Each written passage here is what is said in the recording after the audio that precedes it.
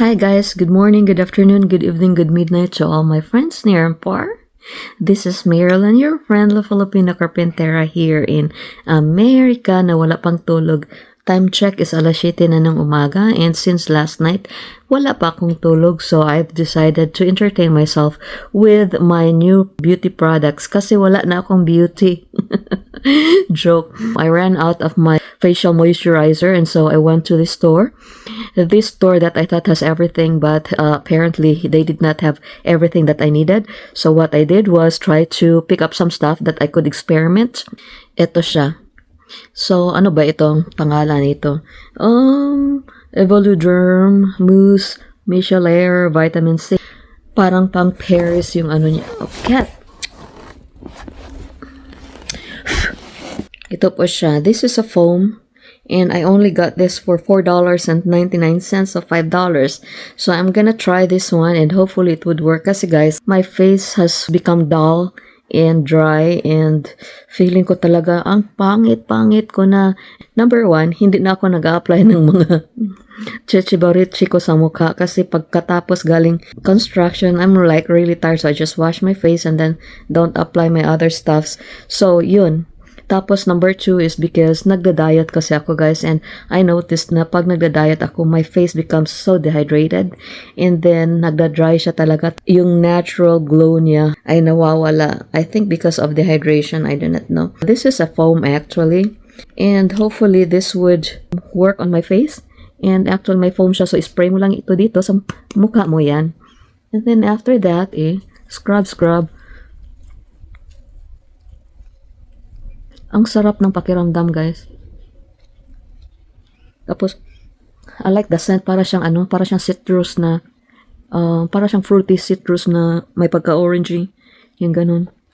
So, yun, talagang medyo matagal na akong nagpa-beauty product na pabayaan ko yung sarili ko. Kasi, yun nga, pagod na ako galing construction and if you have noticed yung buhok ko guys it's getting thin. I think that's part of being in a menopausal stage na nagti-thinner na yung hair mo kaya ang rason hindi ko masyado siyang binabrush and make messy bun kasi pag binabrush ko ang dami talagang nangalaglag ba so takot ako na makalbo so yun hindi ko binabrush yung buhok ko. Tapos minsan umalis ako, wala akong suklay kasi I do it on purpose because takot talaga ako. Ang daming nalalagas talaga. But anyway, so susubukan ko ito and then after this ay atin ng earrings and then mag-apply na naman tayo ng ibang product. I like the smell. It's like fruity. Fruity fruit. Kita nyo? Ito yung cambras na kamot ng aking pusa kasi the other night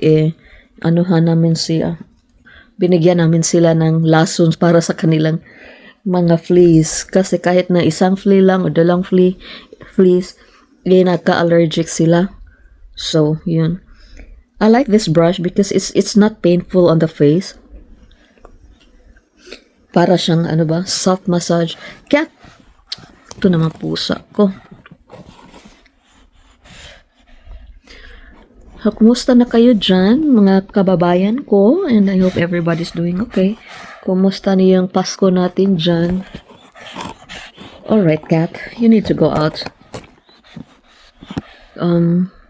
I hope na okay lang. I know na marami tayong mga pagsubok. Dude! Dyan, sa ating buhay-buhay, kahit saan naman tayo, ang mga trials and problems always surround us because that's part of living in a fallen world. Walang tao na walang problema, guys. Lahat tayo may mga problema sa ating buhay. But nevertheless, we still have to trust that the Lord will see us through and hindi tayo pababayaan ng Panginoon. He is just one call away. Feeling ko talaga ngayon guys, I feel my skin is so ugly. Unlike this time last year or the other year na parang glowing yung ko kasi mataba ako so hindi ako nagda-diet and then once nag-start ako ng diet, grabe yung dehydration ng ko. Hindi kasi ako din umiinom masyadong tubig. Pero itong buhok ko guys, hindi ko talaga siya masyadong sinusuklay. Takot ako na ma-bald. Alright. Tapos na ako mag-wash, so I feel fresh now. Hindi ako naggamit ng aking tretinoin kasi the brush was kind of harsh on my face. So, pagliban ko muna yung tretinoin ko para hindi masyadong ma-exfoliate yung mukha ko, baka magkasamad pa, magkapasa pa. Tama ba? Ang hirap magtagalog. So, this one is the next. This one like gives my face like a natural glow. Lately guys, like kasi palagi na lang akong hindi nagme-makeup, and you know, ba't ako magme-makeup? Ipupunta lang naman ako doon sa ating construction, so no need to wear makeup, right? Naalala ko may isang Ginoo na sabi niya, pag anuhan mo naman yung mo, thumbnail mo, yung maganda ka, or parang ina-assume niya ba na, or sinasuggest niya na dapat maganda, dapat maayos yung Sabi ko sa sarili ko, hindi naman ako na offended because you know, it's true. I was not dressed up. Pang construction clothes yung ginagamit ko kasi yung vlog ko is about construction. So yun, sabi niya, walang manunood sa'yo. Eh, di bali na, walang manunood sa akin. Kasi, hindi naman ako pwedeng magme-makeup doon sa ating construction. Naghahimas-himas tayo ng mga simento, tapos, magpapaganda tayo, parang hindi bagay. Sayang naman yung makeup ko, di ba? Ang mahal kaya nito yung mga beauty regimen ko. But anyway, so i-massage lang natin ito.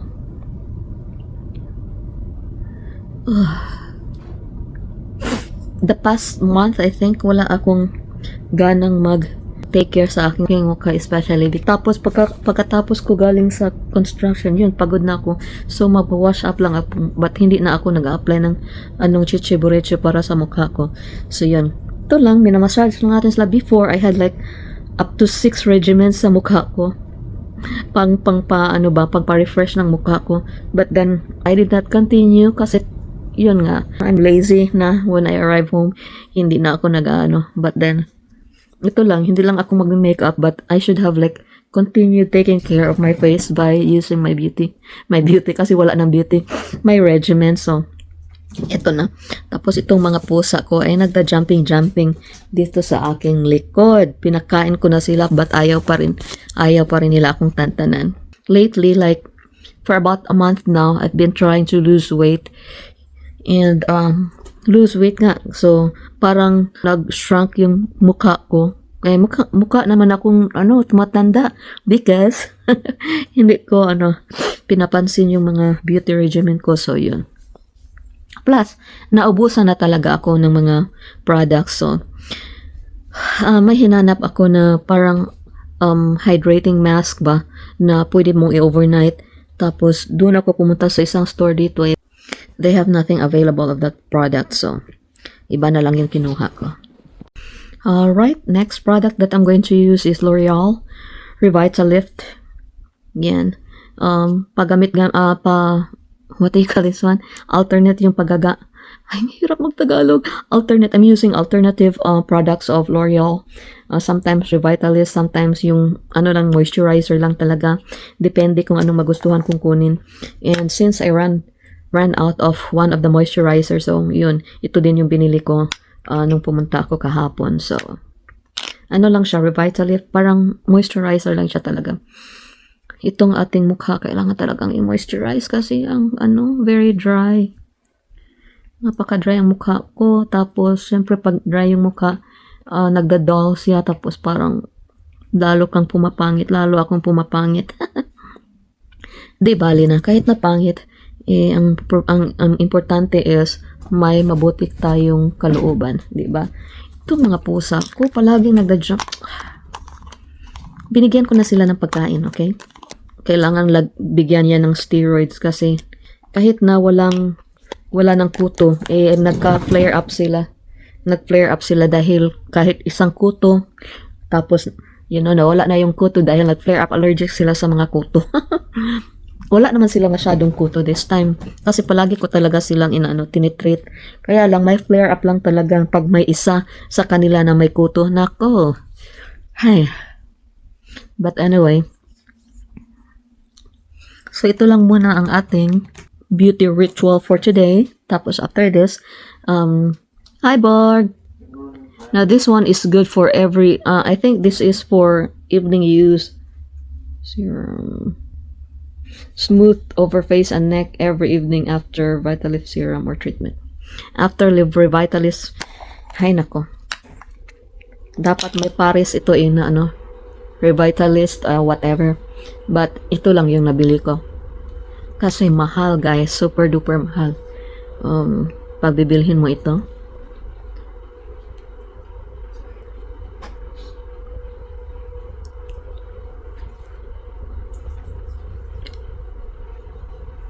So, yan lang po yung video natin for tonight or for today kasi umaga na dito and then after that magbo-beauty sleep na ako. Antabayanan nyo ha, ang reveal ko sa aking bahay. Na-reveal na yung katapusan na pag-reveal. Pero syempre, ano ko, prospect date ko na matapos siya is towards the end of this month. And hopefully, by on January 1st ay makapunta tayo sa bahay and invite some friends and celebrate the new year that the Lord has given us. But for now, yan yung pusa ko. Yan pusa ko. For now, matutulog muna ako kasi wala pa akong tulog. And kayo dyan sa Pilipinas, mag-ingat kayo and always pray because the Lord loves you more than you ever know, okay? Good night, everyone.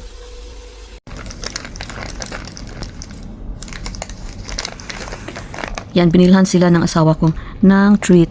Parang Christmas, parang Christmas gift na i-open mo every day from December 1st to the 25th. Tapos, yan ang loob. Na-open na namin yung isa. So, yung pangalawa, ini-open ko din. Binigay ko sa kanila. Nako, out of the many cats we have, dalawa lang ang may gusto. Inutil talaga itong mga pusang ito, mga arte. At least may kumain sa kanila. Na-open na namin kahapon ito, tapos today ito, bukas itatry namin na i-open ito. Parang pareha lang sila yesterday and today. I don't know if iba-iba yung different kinds yung treat nila, but tingnan natin. Ang cute ni Muning. This is like a praise, and they're even, representing prayers, but also representing praise. Thank the Lord for His provision. In our lives, and it's not, it's very often it's not necessarily abundance, it's necessity, it's what's needed, providing what we need. And I know there are times that we have wants, or desires, wants that are not in His will, and we want to question, Lord, why haven't you allowed this? Or we need to be thankful for what He does in our lives and how He does provide for our needs.